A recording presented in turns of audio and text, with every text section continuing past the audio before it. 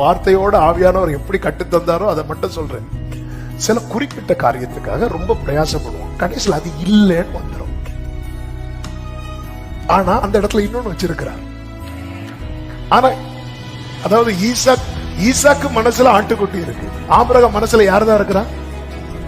ஈசாக்கு தான். ஆபிரகாம் நினைக்கவே இல்லை. என்ன நினைக்கல அப்படின்னா, இங்க ஒரு ஆட்டுக்கடா இருக்கும்னு.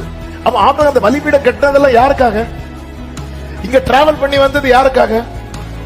இந்த பலிபீடம் கட்டி அதுல எல்லாமே ஈசாக்காக. அந்த டைம் கட்டும் போதே ஏதாவது தெரியுதா பாருப்பா, ஏதாவது இல்ல, மைண்ட் அதுல செட் பண்ணி வச்சிருக்காரு. அந்த ஒரு குறிப்பிட்ட காரியத்துக்காக பண்ணும்போது ஆண்டவர் அது இல்லைன்ட்டார். இல்லைன்ட்டீங்கல்ல, அப்ப என் பிரயாசம் வீணா இல்ல. அதுல வேற ஒண்ணு இருக்கு. என்ன, ஒரு காரியத்துக்காக ரொம்ப ஜோமன வச்சிட்டு இருக்கிறார், ஆனா ஒரு நாள் அது இல்லைன்னு ஆகுது. அதன் அர்த்தம் என்ன? அது இல்ல.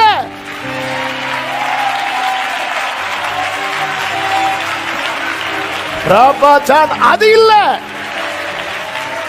இன்னொன்னு வச்சிருக்கிறா, வேற ஒண்ணு வச்சிருக்கிறா. நீ என்னை நோக்கி கூப்பிடு, நான் உனக்கு உத்தரவு கொடுத்து, நீ அறியாததை நீ அறிந்த காரியத்துக்காய் செபிக்கிற, அறியாத நன்மை வைத்திருக்கிறா. நீ அறிந்த காரியத்துக்காய் செபித்துக் கொண்டிருக்கிறாய்.